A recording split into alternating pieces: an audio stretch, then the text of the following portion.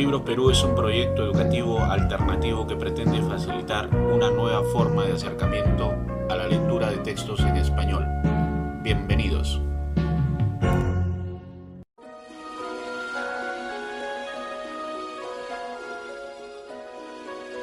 Octubre de 1962. El momento de John F. Kennedy para entrar en la historia había llegado, y él lo sabía. Fotografías tomadas por los servicios de espionaje mostraban emplazamientos de misiles en la Cuba comunista.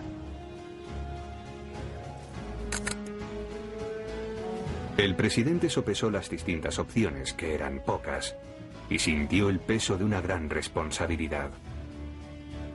Con unas proposiciones inconcebibles sobre la mesa, y un Khrushchev tan impredecible, ¿qué haría? En ese inquietante momento, con el fantasma de la guerra atómica flotando sobre la sala de reunión, el presidente de Estados Unidos se giró hacia sus lugartenientes y les dijo con esa mirada burlona tan típica de los Kennedy: espero que os hayáis dado cuenta de que no hay suficiente espacio para todos en el refugio atómico de la Casa Blanca. Era Kennedy en su mejor faceta el que recurría al humor en los momentos más trágicos. JFK. Una historia personal. No es que fuera una persona divertida, era serio, pero con un sentido del humor muy particular. Iba directamente al núcleo del asunto, directamente al centro. En 1944, tras una operación quirúrgica, le dijo a un amigo: el médico debería haber leído algún libro más antes de coger la sierra. Antes de su campaña electoral de 1960, le preguntaron si tenía algún candidato favorito. Así es, contestó, pero hasta que él no tenga el valor para declararse como candidato, no voy a hacer público mi apoyo a su persona. Después de un discurso en Wisconsin, un chico le preguntó cómo se había convertido en héroe de guerra. Fue fácil, dijo: hundieron mi barco. Antes de que hiciera una broma, se podía ver en sus ojos lo que bullía en su mente. Hacía una pausa, le parpadeaban los ojos y luego la soltaba. A mí me parecía muy divertido, me hizo reír mucho. El sentido del humor de John F. Kennedy no era un pasatiempo, era un recurso de supervivencia, un arma escondida. Su padre le llamaba Johnny, pero sus amigos le llamaban Jack. Nació con una pierna más larga que la otra, lo que provocaba un andar muy característico. Nunca fue propenso a los catarros, pero su sistema inmunológico era deficiente y se pasó la mitad de su vida enfermo en la cama. Podía leer 1200 palabras por minuto, pero deletreaba mal, dominaba un amplio vocabulario, pero su caligrafía era pésima. La mayoría de sus cartas las escribía a máquina. Le gustaban los filetes, el guiso de pescado, el helado y la leche fría. En cuanto a prejuicios, simplemente no los tenía. Estaba a favor de la pena capital, no estaba en contra del aborto, y era católico practicante, aunque no devoto. Se sentía cómodo entre secretos y mentiras, aunque su vida era un libro abierto. Tenía defectos, todos los conocemos, le gustaban las mujeres. Presumía de su pelo y se preocupaba por estar bronceado. Le gustaba el mar, la vela y las regatas, y anhelaba la acción en cualquier empresa.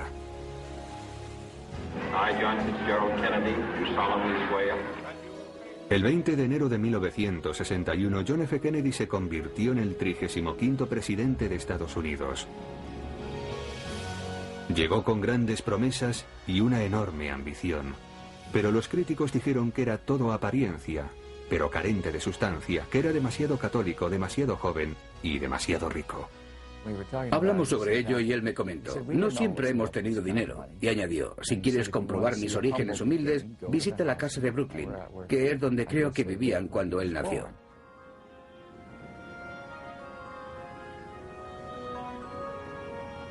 Nació aquí en el número 83 de Beale Street, en Brooklyn, Massachusetts, el martes 29 de mayo de 1917. Su padre era Joseph Patrick Kennedy, hijo de un irlandés, habitante de Boston y encargado de un bar. Su madre era Rose Elizabeth Fitzgerald, hija de John Honey Fitzgerald, alcalde de Boston. John Fitzgerald Kennedy era el segundo de los 9 hijos que tuvieron Joe y Rose. El mayor era Joseph Patrick Jr., al que le pusieron el nombre de su padre. Cuando Joe nació, su abuelo, Honey Fitz, declaró que llegaría presidente de Estados Unidos y de ahí surgió el mote de Joe, el futuro presidente. Cuando Rose dio a luz a su segundo hijo, no hubo ningún tipo de predicción. Lo único que hizo todo el mundo fue rezar por el niño al que se le puso el nombre del abuelo. Rezaban para que siguiera con vida. John F. Kennedy nació con los ojos azules, una maravillosa sonrisa y una disfunción de las glándulas suprarrenales llamada enfermedad de Addison. Cuando nació, en su iglesia le dieron la extrema unción, la primera de las 5 que le dieron a lo largo de su vida. Pero ese niño tenía algo más que deseos de vivir, tenía ansias de grandeza.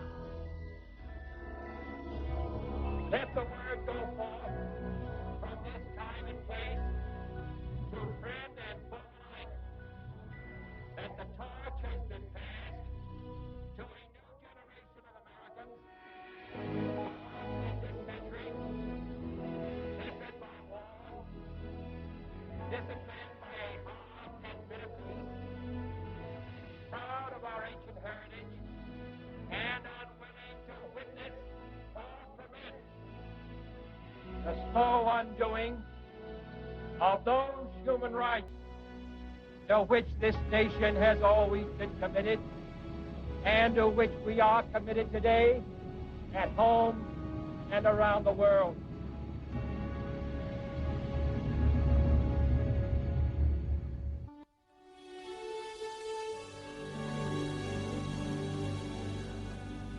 En 1920, John Kennedy era el segundo hijo varón de una familia que aumentaba con rapidez. Exigía la atención de sus padres. Era el ídolo de su hermana Rosemary y el contrapunto perfecto de su hermano mayor, Joe. Rose vestía a sus hijos de la misma manera, lo cual les hacía competir por su identidad. Como una madre moderna, Rose seguía la evolución de sus hijos a través de unas tarjetas. Anotaba información relevante con calculada periodicidad, fechas de nacimiento, altura y peso, fecha de confirmación y enfermedades, ya que estaba continuamente enfermo. En el invierno de ese mismo año, 1920, justo después del nacimiento del cuarto Kennedy, una niña llamada Kathleen, Jack cogió la escarlatina. Fue puesto en cuarentena, alejado de su hermana recién nacida, y estuvo a punto de morir. De nuevo le dieron la extrema unción y de nuevo sobrevivió.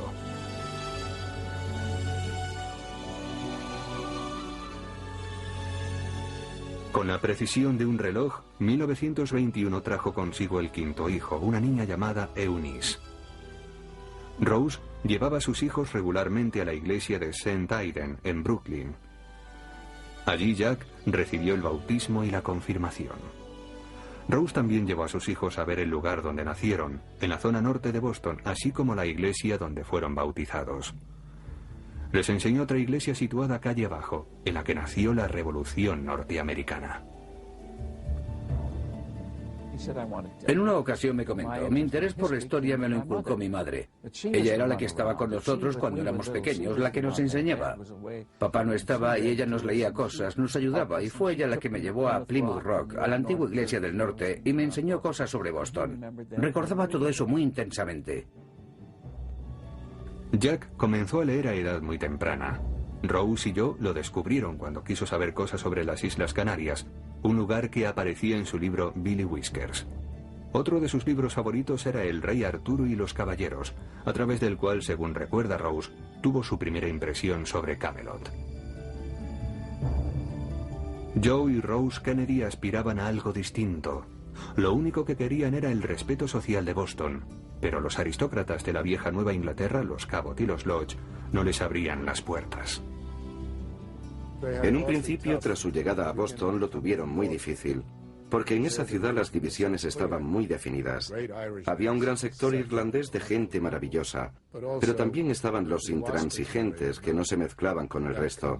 Nunca lo hacían. Para Joe era algo exasperante, y le servía de acicate para ganar más dinero. Con frecuencia estaba fuera de la ciudad por temas de trabajo, especulando en el mercado de valores de Nueva York. Para Rose era decepcionante. A pesar de que la riqueza... Audiolibros Perú es un proyecto educativo alternativo que pretende facilitar una nueva forma de acercamiento a la lectura de textos en español. Bienvenidos.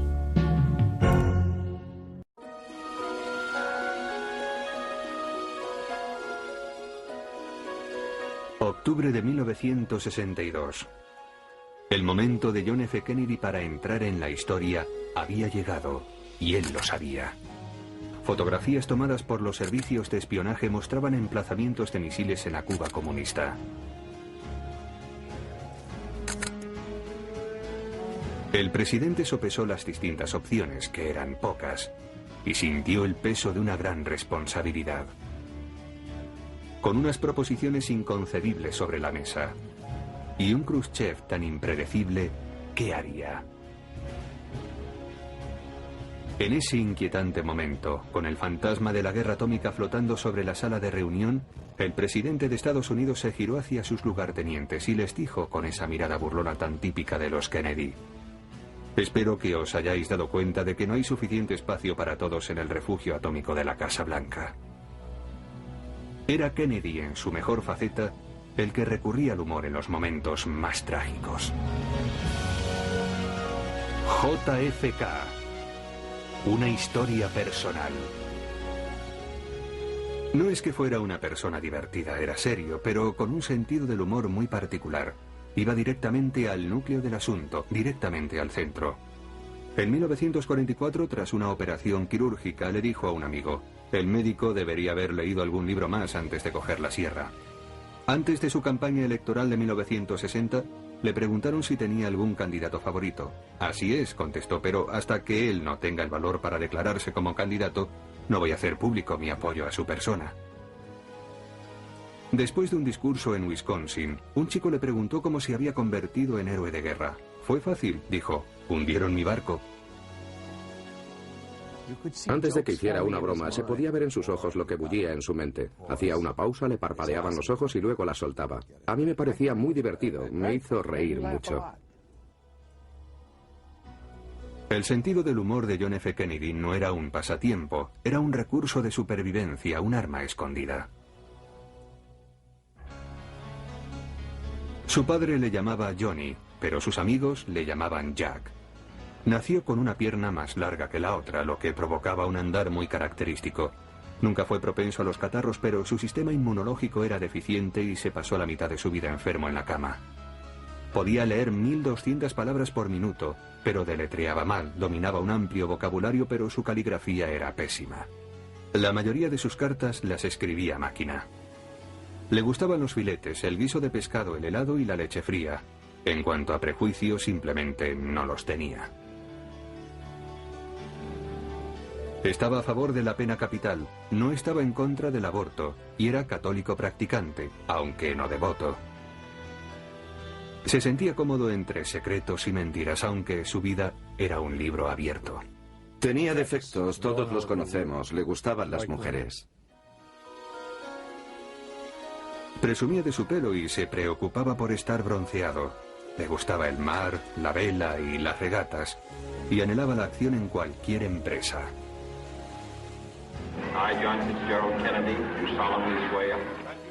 El 20 de enero de 1961, John F. Kennedy se convirtió en el 35º presidente de Estados Unidos. Llegó con grandes promesas y una enorme ambición. Pero los críticos dijeron que era todo apariencia, pero carente de sustancia, que era demasiado católico, demasiado joven y demasiado rico. Hablamos sobre ello y él me comentó: no siempre hemos tenido dinero. Y añadió: si quieres comprobar mis orígenes humildes, visita la casa de Brooklyn, que es donde creo que vivían cuando él nació.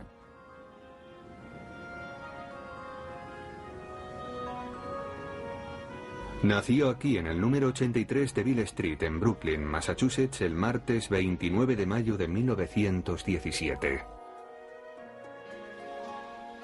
Su padre era Joseph Patrick Kennedy, hijo de un irlandés, habitante de Boston y encargado de un bar. Su madre era Rose Elizabeth Fitzgerald, hija de John Honey Fitzgerald, alcalde de Boston. John Fitzgerald Kennedy era el segundo de los 9 hijos que tuvieron Joe y Rose. El mayor era Joseph Patrick Jr., al que le pusieron el nombre de su padre. Cuando Joe nació, su abuelo, Honey Fitz, declaró que llegaría presidente de Estados Unidos y de ahí surgió el mote de Joe, el futuro presidente. Cuando Rose dio a luz a su segundo hijo, no hubo ningún tipo de predicción. Lo único que hizo todo el mundo fue rezar por el niño al que se le puso el nombre del abuelo. Rezaban para que siguiera con vida. John F. Kennedy nació con los ojos azules, una maravillosa sonrisa y una disfunción de las glándulas suprarrenales llamada enfermedad de Addison. Cuando nació, en su iglesia le dieron la extrema unción, la primera de las 5 que le dieron a lo largo de su vida. Pero ese niño tenía algo más que deseos de vivir, tenía ansias de grandeza.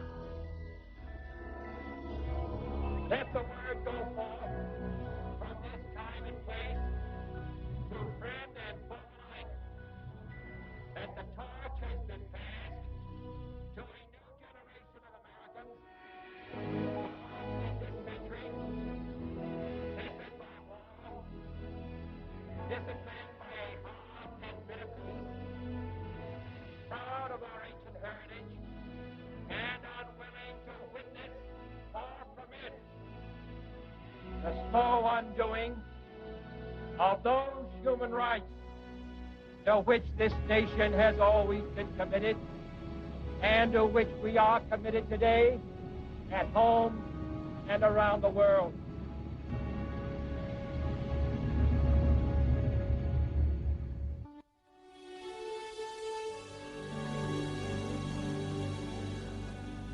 En 1920, John Kennedy era el segundo hijo varón de una familia que aumentaba con rapidez. Exigía la atención de sus padres. Era el ídolo de su hermana Rosemary y el contrapunto perfecto de su hermano mayor, Joe. Rose vestía a sus hijos de la misma manera, lo cual les hacía competir por su identidad. Como una madre moderna, Rose seguía la evolución de sus hijos a través de unas tarjetas. Anotaba información relevante con calculada periodicidad, fechas de nacimiento, altura y peso, fecha de confirmación y enfermedades, ya que estaba continuamente enfermo. En el invierno de ese mismo año, 1920, justo después del nacimiento del cuarto Kennedy, una niña llamada Kathleen, Jack cogió la escarlatina. Fue puesto en cuarentena, alejado de su hermana recién nacida, y estuvo a punto de morir. De nuevo le dieron la extrema unción y de nuevo sobrevivió.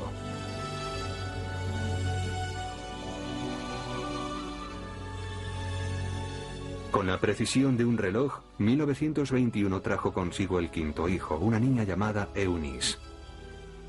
Rose llevaba a sus hijos regularmente a la iglesia de St. Aidan, en Brooklyn. Allí Jack recibió el bautismo y la confirmación. Rose también llevó a sus hijos a ver el lugar donde nacieron, en la zona norte de Boston, así como la iglesia donde fueron bautizados. Les enseñó otra iglesia situada calle abajo, en la que nació la Revolución Norteamericana. En una ocasión me comentó, mi interés por la historia me lo inculcó mi madre. Ella era la que estaba con nosotros cuando éramos pequeños, la que nos enseñaba. Papá no estaba y ella nos leía cosas, nos ayudaba, y fue ella la que me llevó a Plymouth Rock, a la antigua iglesia del norte, y me enseñó cosas sobre Boston. Recordaba todo eso muy intensamente. Jack comenzó a leer a edad muy temprana. Rose y yo lo descubrieron cuando quiso saber cosas sobre las Islas Canarias, un lugar que aparecía en su libro Billy Whiskers. Otro de sus libros favoritos era El Rey Arturo y los Caballeros, a través del cual, según recuerda Rose, tuvo su primera impresión sobre Camelot. Joe y Rose Kennedy aspiraban a algo distinto. Lo único que querían era el respeto social de Boston, pero los aristócratas de la vieja Nueva Inglaterra, los Cabot y los Lodge, no les abrían las puertas. En un principio, tras su llegada a Boston, lo tuvieron muy difícil, porque en esa ciudad las divisiones estaban muy definidas. Había un gran sector irlandés de gente maravillosa, pero también estaban los intransigentes que no se mezclaban con el resto. Nunca lo hacían. Para Joe era algo exasperante, y le servía de acicate para ganar más dinero. Con frecuencia estaba fuera de la ciudad por temas de trabajo, especulando en el mercado de valores de Nueva York. Para Rose era decepcionante. A pesar de que la riqueza